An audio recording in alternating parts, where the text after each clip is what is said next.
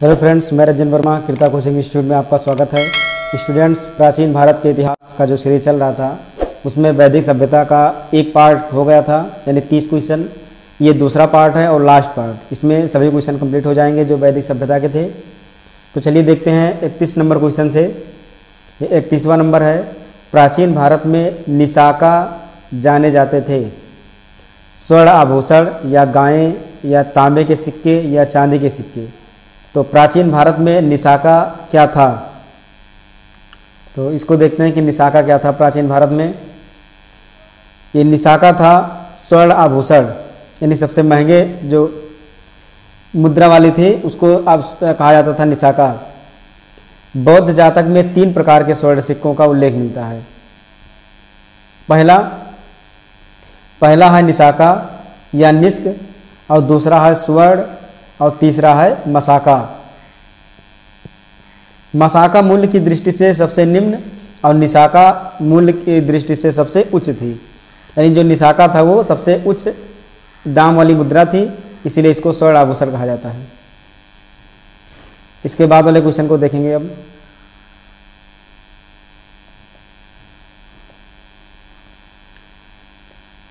Boghaz कोई महत्वपूर्ण है क्योंकि बोगज कोई क्यों महत्वपूर्ण है? क्योंकि यह मध्य एशिया एवं तिब्बत के मध्य एक महत्वपूर्ण व्यापारिक केंद्र था। बी नंबर है, यहाँ से प्राप्त अभिलेखों में वैदिक देवताओं एवं देवियों का नामोल्लेख प्राप्त होता है। सी है, वेद के मूल ग्रंथों की रचना यहाँ हुई थी। डी नंबर है, उपर्युक्त में से कोई नहीं। तो कौन सही हो जाएगा इसका विकल्प? तो इसका राइट आंसर है बी नंबर। यहाँ से प्राप्त अभिलेखों में वैदिक देवताओं एवं देवियों का नामोल्लेख प्राप्त होता है, ये सही हो जाएगा। ये डिटेल भी लिखा हुआ है। एशिया माइनर स्थित बोगज कोई से 14वीं शताब्दी ईसा पूर्व के अभिलेख में ऋग वैदिक काल के देवताओं इंद्र, वरुण, मित्र तथा नासत्य का उल्लेख मिलता है, इसलिए इसका विकल्प हो जाएगा सही बी नंबर। अगले क्वेश्चन को देखेंगे। यह है अगला क्वेश्चन। निम्न अभिलेखों में से कौन सा ईरान से भारत में आर्यों के आने की सूचना देता है? मानसेहरा, शहबाजगढ़ी या बोगज कोई या जूनागढ़। तो इसमें कौन सा ईरान से भारत में आर्यों के आने की सूचना देता है? तो इसका राइट आंसर है सी, यानी बोगज कोई। जो इसके पहले क्वेश्चन मिला था वही इसका भी राइट आंसर है, बोगज कोई। अगला देखेंगे। निम्नलिखित में से किसने आर्यों के आद्य देश के बारे में लिखा था? आर्यों के आद्य देश के बारे में किसने लिखा था? शंकराचार्य ने या एनी बेसेंट ने या विवेकानंद ने या बाल गंगाधर तिलक ने? तो इसका राइट आंसर हो जाएगा डी नंबर, बाल गंगाधर तिलक। इसका राइट आंसर होगा बाल गंगाधर तिलक। अगले क्वेश्चन को देखेंगे। शतपथ ब्राह्मण में उल्लिखित राजा विदेह माधव से संबंधित ऋषि थे? ऋषि भरद्वाज से या ऋषि वशिष्ठ से या ऋषि विश्वामित्र से या ऋषि गौतम राहुगढ़ से? तो इसका राइट आंसर हो जाएगा डी नंबर, ऋषि गौतम राहुगढ़ से संबंधित थे ये। तो अगला क्वेश्चन देखेंगे 36 नंबर। उत्तर वैदिक काल में निम्नलिखित में से किनको आर्य संस्कृत का धुर समझा जाता था? आर्य संस्कृत का धुर किसको समझा जाता था? अंग यानी मगध को, कौशल यानी विदेह को, कुरु पांचाल को या मत्स्य सूरसेन को? तो इसमें किसको आर्य संस्कृति का धुर समझा जाता था? तो ये सी नंबर हो जाएंगे, कुरु पांचाल। उत्तर वैदिक काल में नगरीकरण की प्रक्रिया आरंभ हो चुकी थी। कुरु पांचाल इस समय के प्रमुख नगर बन गए थे तथा ये नगर उत्तर वैदिक सभ्यता के मुख्य केंद्र या धुर यानी हब थे। तो इसका विकल्प हो जाएगा सही सी नंबर। अगला क्वेश्चन देखेंगे। गोत्र शब्द का प्रयोग सर्वप्रथम हुआ था? गोत्र शब्द का प्रयोग अथर्ववेद में हुआ था, ऋग्वेद में या सामवेद में या यजुर्वेद में? तो गोत्र शब्द का सर्वप्रथम प्रयोग किस वेद में हुआ था? तो ये हो जाएगा बी नंबर, ऋग्वेद में। गोत्र शब्द का सर्वप्रथम उल्लेख ऋग्वेद में हुआ था। गोत्र शब्द का मूल अर्थ है गोष्ठ अथवा वह स्थान जहाँ समूचे कुल का गोधन पाला जाता था, उसको कहा जाता था गोत्र, यानी ये ऋग्वेद में इसका प्रयोग सर्वप्रथम हुआ था। अगला क्वेश्चन देखेंगे, ये 38 नंबर है। पूर्व वैदिक आर्यों का धर्म प्रमुखता था। पूर्व वैदिक आर्यों का धर्म क्या था? भक्ति या मूर्त पूजा और यज्ञ या प्रकृति पूजा और यज्ञ या प्रकृति पूजा और भक्ति। तो इसमें से कौन सा इनका प्रमुख धर्म था? तो इसका ये था सी नंबर, यानी प्रकृति पूजा और यज्ञ इनका प्रमुख धर्म था। पूर्व वैदिक आर्यों का धर्म मुख्यतः प्रकृति पूजा और यज्ञ पर आधारित था। भक्ति तथा मूर्ति पूजा का उदय मौर्योत्तर काल में हुआ। ये जो मूर्ति पूजा और भक्ति का जो उदय हुआ है वो मौर्योत्तर काल में हुआ है। तो इसका विकल्प सही हो जाएगा सी, प्रकृति पूजा और यज्ञ। अगला क्वेश्चन 39 नंबर है। ऋग्वेद काल में जनता निम्न में से मुख्यतया किसमें विश्वास करती थी? ऋग्वैदिक काल में जनता किसमें विश्वास करती थी? मूर्ति पूजा में या एकेश्वरवाद में या फिर देवी पूजा में या बलि एवं कर्मकांड में? तो किसमें जनता विश्वास करती थी? तो राइट आंसर है डी नंबर, बलि एवं कर्मकांड में। तो बलि एवं कर्मकांड में ऋग्वेद के काल में जनता विश्वास करती थी। अब अगला क्वेश्चन है, प्रसिद्ध 10 राजाओं का युद्ध किस नदी के तट पर लड़ा गया? 10 राजाओं का युद्ध गंगा नदी पर, पुरुषड़ी नदी पर, ब्रह्मपुत्र या कावेरी नदी पर, किस नदी पर लड़ा गया? तो इसका हो जाएगा डी नंबर, पुरुषड़ी नदी पर। 10 राजाओं का युद्ध पुरुषड़ी नदी यानी आधुनिक रावी नदी के तट पर लड़ा गया, जिसमें भरतों के राजा सुदास की विजय हुई। अगला क्वेश्चन देखेंगे,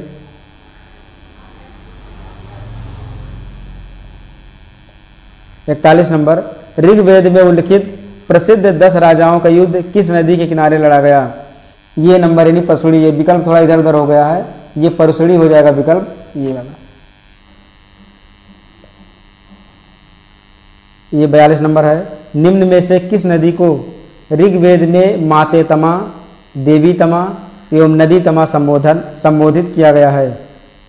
तो कौन सी नदी है जिसको ऋग्वेद में माते तमा, देवी तमा एवं नदी तमा संबोधित किया गया है? सिंधु नदी या सरस्वती नदी या वितस्ता या फिर यमुना नदी? तो इसमें कौन सही हो जाएगा? तो इसमें राइट आंसर हो जाएगा बी नंबर, यानी सरस्वती नदी को माता तमा, देवी तमा एवं नदी तमा कहा गया है। इसका मतलब होता है सबसे अच्छी माँ, सबसे अच्छी देवी तथा सबसे अच्छी नदी। अगला क्वेश्चन देखेंगे,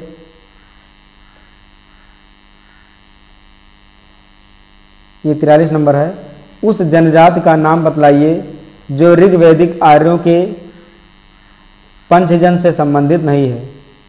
यदु, पुरु, तुर्वसु, किकट, कौन सही हो जाएगा इसमें से? इसमें से राइट आंसर होगा डी नंबर, किकट, इससे संबंधित नहीं है ये।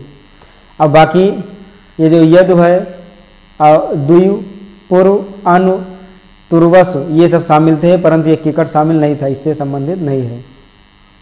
अगला देखेंगे क्वेश्चन,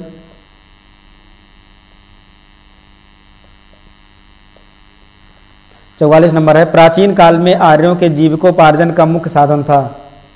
आर्यों के जीविकोपार्जन का मुख्य साधन कृषि, शिकार, शिल्पकर्म या फिर व्यापार। तो जीविकोपार्जन का मुख्य साधन क्या था? ये नंबर कृषि। आर्य संस्कृति मूलतः पशुपालक और कृषक संस्कृति रही है। अगला क्वेश्चन देखेंगे, ऋग्वेद में उल्लिखित यव शब्द किस कृषि उत्पाद हेतु प्रयुक्त किया गया है? तो यव शब्द जौ या चना या चावल या गेहूं। तो इसका राइट आंसर हो जाएगा ये नंबर, यानी जौ। यव को ही जौ कहा जाता है। अगला क्वेश्चन,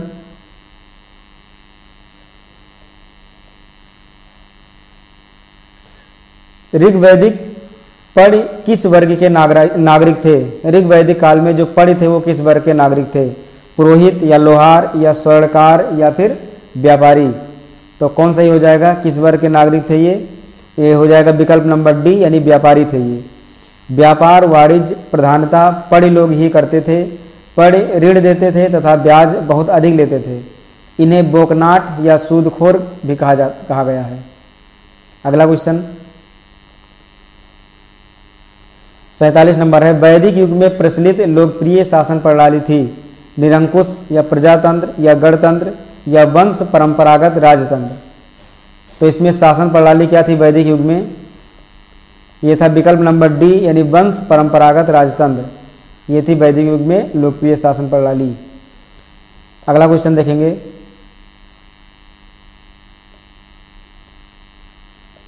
यह 48 नंबर, वैदिक युगीन सभा किस प्रकार से था। गांव के व्यावसायिक लोगों की संस्था थी, या राज दरबार होता था, या मंत्रि परिषद थी, या राज्य के समस्त लोगों की एक राष्ट्रीय सभा थी। तो कौन सही हो जाएगा इसमें, इसमें सही हो जाएगा सी नंबर, मंत्रि परिषद। वैदिक युगीन सभा एक मंत्रि परिषद सभा थी। वैदिक काल में सभा एवं समिति नामक दो संस्थाएं राजा की निरंकुशता पर नियंत्रण रखती थी। संभवतः सभा कुलीन या वृद्ध मनुष्यों की संस्था थी, जिसमें उच्च कुल में संपन्न उत्पन्न व्यक्ति ही भाग ले सकते थे। अगला देखेंगे 49 नंबर, किस वेद में सभा और समिति को प्रजापति की दो पुत्रियां कहा गया है। ऋग्वेद को सामवेद में, या ऋग्वेद यजुर्वेद में, या फिर अथर्ववेद में। तो किस वेद में कहा गया है, ये कहा गया डी नंबर, यानी अथर्ववेद में। अथर्ववेद में सभा और समिति को प्रजापति की दो पुत्रियां कहा गया है। अगला क्वेश्चन देखेंगे 50 नंबर, ऋग्वैदिक जनसभा जो न्यायिक कार्यों से संबंधित थी वो क्या थी, सभा या समिति या विधाता या उपर्युक्त में से सभी। तो क्या थी ये, तो ये था ये नंबर, यानी सभा। सभा समिति एवं विदत ऋग्वैदिक कालीन जनतांत्रिक संस्थाएं थी। इन संस्थाओं में सभा न्यायिक कार्यों से संबंधित थी। ऋग्वेद में सभा का 8 बार उल्लेख हुआ है। अगला क्वेश्चन देखेंगे 51 नंबर, आयुर्वेद अर्थात जीवन का विज्ञान का उल्लेख सर्वप्रथम मिलता है। आयुर्वेद अर्थात जीवन का विज्ञान का उल्लेख सर्वप्रथम कहाँ मिलता है, आरण्य में, सामवेद में, यजुर्वेद में, या फिर अथर्ववेद में। तो ये कहाँ मिलता है उल्लेख, तो ये उल्लेख मिलता है विकल्प नंबर डी, यानी अथर्ववेद में। अथर्ववेद में सामान्य मनुष्यों के विचारों तथा अंधविश्वासों का विवरण मिलता है। इसमें विविध विषयों यथा रोग निवारण, समन्वय, राजभक्ति, विवाह तथा प्रणय गीता आदि के विवरण सुरक्षित हैं। तो आयुर्वेद अर्थात जीवन का विज्ञान ये अथर्ववेद में मिलता है। अगला क्वेश्चन देखेंगे, ऋग्वैदिक धर्म था बहुदेववादी, एकेश्वरवादी, अद्वैतवादी या निर्वृत्त मार्गी। तो ऋग्वैदिक धर्म क्या था, ये था ये नंबर, बहुदेववादी। ऋग्वेद में हमें प्रथम दृष्टया बहुदेववाद के दर्शन होते हैं। अगला देखेंगे क्वेश्चन 53 नंबर है, सर्वाधिक ऋग्वैदिक सूक्त समर्पित है। सर्वाधिक ऋग्वैदिक सूक्त किसको समर्पित है, अग्नि को, इंद्र को, रुद्र को, विष्णु को। तो राइट आंसर हो जाएगा इसका बी नंबर, यानी इंद्र को सर्वाधिक ऋग्वैदिक सूक्त समर्पित है। ऋग्वेद में इंद्र का वर्णन सर्वाधिक प्रतापी देवता के रूप में किया जाता है, जिसे 250 सूक्त समर्पित हैं। यह ऋग्वैदिक काल में सर्वाधिक लोकप्रिय देवता था। इंद्र को आर्यों का युद्ध नेता तथा वर्षा का देवता भी माना जाता है। इंद्र को आर्यों का युद्ध नेता और वर्षा का देवता भी माना जाता है, इसको ध्यान रखिएगा। अगला क्वेश्चन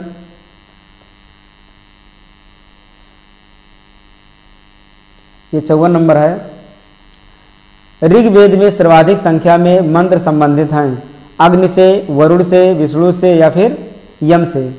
तो ऋग्वेद में सर्वाधिक संख्या में मंत्र किससे संबंधित हैं? ये नंबर हो जाएगा अग्नि से।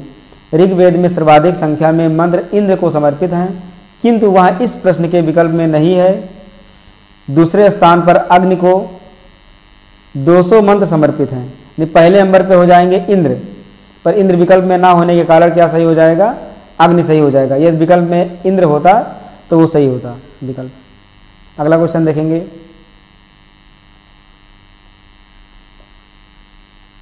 55 नंबर है, 800 से 600 ईसा पूर्व का काल किस युग से जुड़ा है? ब्राह्मण युग, सूत्र युग, रामायण युग या महाभारत युग? तो 800 से 600 ईसा पूर्व काल किस युग से जुड़ा है? तो ये जुड़ा है ब्राह्मण युग से। 800 से 600 ईसा पूर्व का काल ब्राह्मण ग्रंथों के प्रणयन युग से जुड़ा है। प्रायः 7वीं या 6ठी शताब्दी ईसा पूर्व से लेकर 3री शताब्दी ईसा पूर्व तक का समय सूत्र काल कहा जाता है। अगला क्वेश्चन देखेंगे।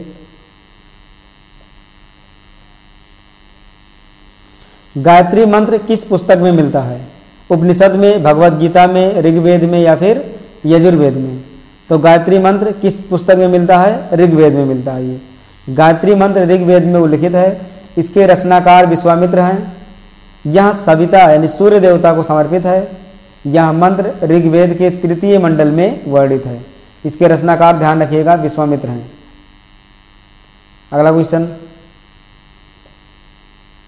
57 नंबर है, सर्ग, प्रतिसर्ग, वंश, मनवंतर और वंशानुचरित संकेतक हैं वेदों के, पुराणों के, उपनिषदों के या सूत्रों के? तो इसका राइट आंसर हो जाएगा बी, पुराणों के। पुराणों में 5 प्रकार के विषयों का वर्णन सिद्धांततः इस प्रकार हैं: सर्ग, प्रतिसर्ग, वंश, मनवंतर तथा वंशानुचरित। अगला क्वेश्चन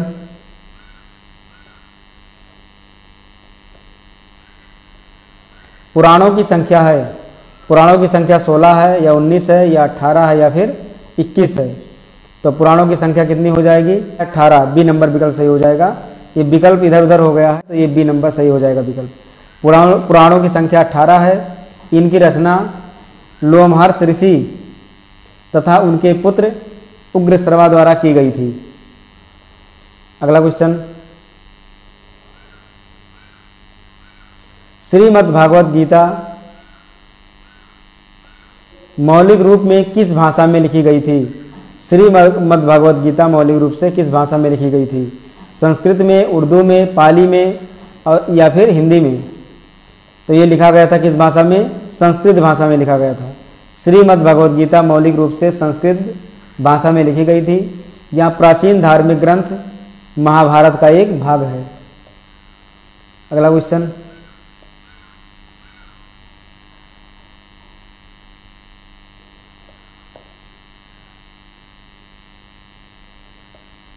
'महाभारत मूलतः किस रूप में जानी जाती थी? बृहत कथा के रूप में या ब्राह्मण के रूप में, बृहत संहिता के रूप में या फिर जय संहिता के रूप में? तो महाभारत किस रूप में जानी जाती थी? ये था जय संहिता के रूप में। महाभारत के प्रारंभिक रचना काल में 8800 श्लोक थे और इसे जय संहिता के नाम से जाना जाता था। महाभारत का दूसरा संस्करण भारत था जिसमें श्लोकों की संख्या 24,000 थी। वर्तमान महाभारत में 1 लाख श्लोक प्राप्त हैं। यह इसका अंतिम संस्करण है जिसे सतसहस्री संहिता या महाभारत कहा गया। तो इसका राइट आंसर हो जाएगा डी नंबर। अब देखेंगे 61 नंबर वाले को।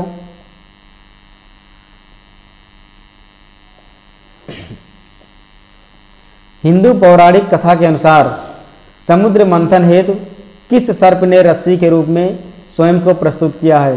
कालिया ने, वासुकी ने, पुष्कर ने या फिर शेषनाग ने? तो किस सर्प ने स्वयं को रस्सी के रूप में प्रस्तुत किया है?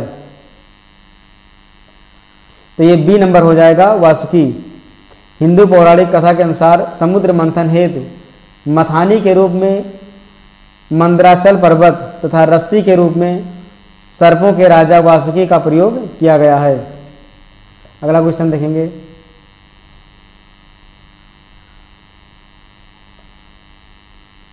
बासठ नंबर, किस काल में अछूत की अवधारणा स्पष्ट रूप से उद्धत हुई थी?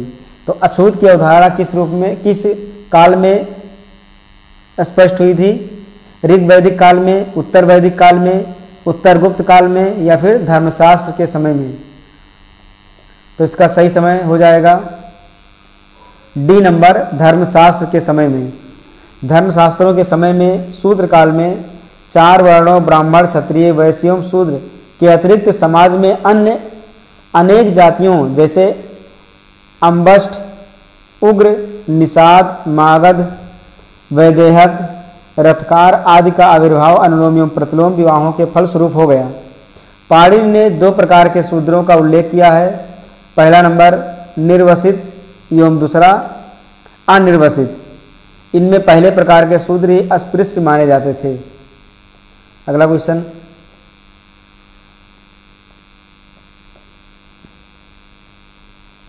तिरसठ है, सत्यमेव जयते शब्द किस उपनिषद से लिए गए हैं?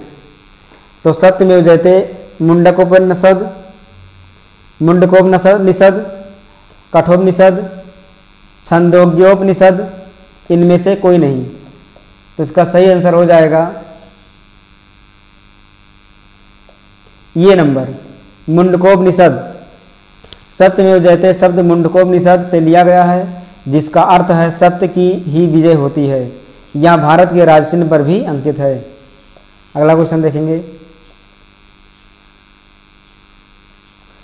तमसो म ज्योतिर्गमय, तमसो म ज्योतिर्गमय कथन है उपनिषदों का, महाकाव्यों का, पुराणों का या फिर षड्दर्शन का? तो अस्तो म तमसो म ज्योतिर्गमय ये बृहदारण्यक उपनिषद से लिया गया है। इस कथन का अर्थ है अंधकार से प्रकाश की ओर। तो विकल्प हो जाएगा ये नंबर, यानी ये उपनिषद से लिया गया है ये। अगला क्वेश्चन देखेंगे,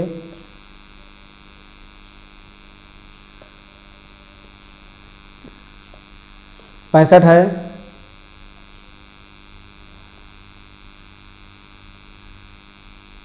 सत्यकाम जावाल की कथा जो अनव्याही मां के होने के लांछन को चुनौती देती है, उल्लेखित है जाबाल उपनिषद या प्रश्नोपनिषद या छांदोग्य उपनिषद या कठोपनिषद? ये किस उपनिषद में है? यह है सी नंबर, छंदोग्य उपनिषद। सत्यकाम जाबाल महर्षि गौतम के शिष्य थे, जिनकी माता का नाम जाबाला था। सत्यकाम जाबाला की कथा जो अनव्याही मां होने के लांछन को चुनौती देती है, इनकी कथा छांदोग्य उपनिषद में उल्लेखित है। अगला क्वेश्चन देखेंगे, 66 नंबर है, ऋग्वेद की मूल लिपि थी देवनागरी लिपि, खरोष्ठी लिपि या पाली या फिर ब्रह्मी? तो ऋग्वेद की जो मूल लिपि थी वो क्या थी? वो थी डी नंबर, ब्राह्मी लिपि। ऋग्वेद की ब्राह्मी लिपि थी। अगला क्वेश्चन, वैदिक कर्मकांड में होता शब्द का अर्थ संबंध है। होता का संबंध क्या है?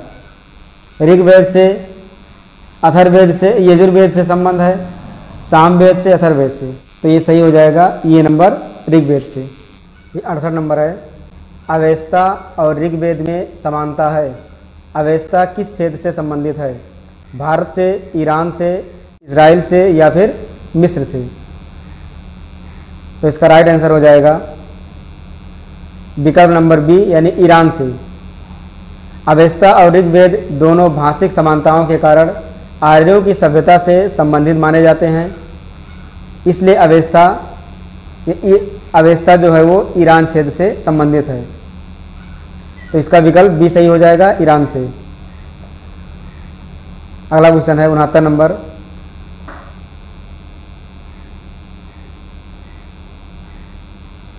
वैदिक काल में किस जानवर को अघन्य माना गया है? बैल को, भेड़ को, हाथी को या फिर गाय को? तो वैदिक काल में किस जानवर को अघन्य माना गया है? तो ये माना गया है सी नंबर, यानी गाय को माना गया है। ये गाय को अघन्य माना गया है। वैदिक काल में गाय को अघन्य यानी ना मारे जाने योग्य माना गया है। गाय की हत्या अथवा उसे घायल करने वाले व्यक्ति को मृत्युदंड तथा देश निकाला की व्यवस्था वेदों में की गई है। तो अघन्या जो शब्द है इसका मतलब होता है ना मारे जाने योग्य। तो गाय को माना गया है ना मारा जाने योग्य यानी अघन्या। अगला है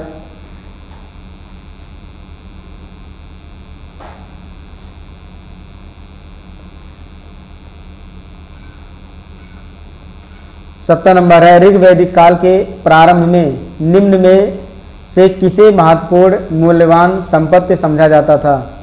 भूमि को, गाय को, स्त्रियों को या फिर जल को? तो सबसे ज़्यादा महत्वपूर्ण मूल्यवान संपत्ति ऋग वैदिक काल में किसे समझा जाता था? तो इसका राइट आंसर है बी नंबर, गाय को ही। ऋग वैदिक काल के प्रारंभ में गाय को महत्वपूर्ण संपत्ति समझा जाता था। इस काल में गायें मुख्यतः विनिमय का माध्यम होती थी। तो इसका विकल्प बी सही हो जाएगा, गाय को। अगला क्वेश्चन है 71 नंबर,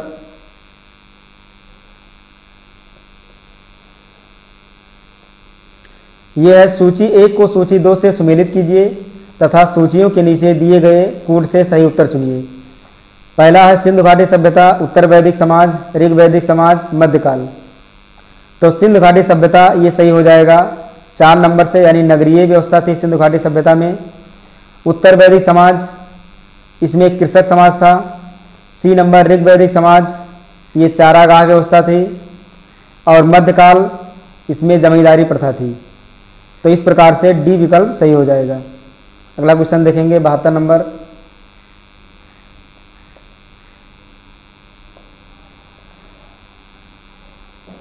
प्राचीन भारतीय समाज के प्रसंग में निम्नलिखित शब्दों में से कौन सा शब्द शेष 3 के वर्ग का नहीं है? कुल या कोष या वंश या फिर गोत्र? तो इसमें कौन सा शेष 3 के वर्ग का नहीं है? तो इसमें राइट आंसर है सी नंबर, यानी कोष। प्राचीन भारतीय समाज के संदर्भ में कुल, वंश तथा गोत्र परिवार से संबंधित हैं, जबकि कोष परिवार से संबंधित ना होकर भंडार से संबंधित है। ये कोष इसमें सबसे अलग है, बाकी कुल, वंश और गोत्र ये सब एक ही हैं। अगला क्वेश्चन,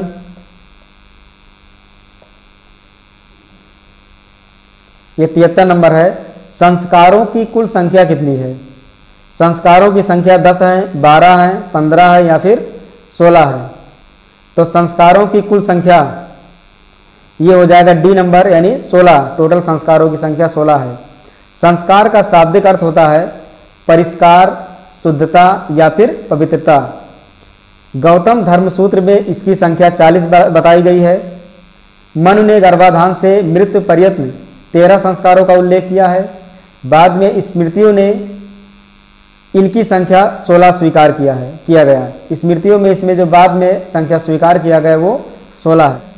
अगला क्वेश्चन देखेंगे,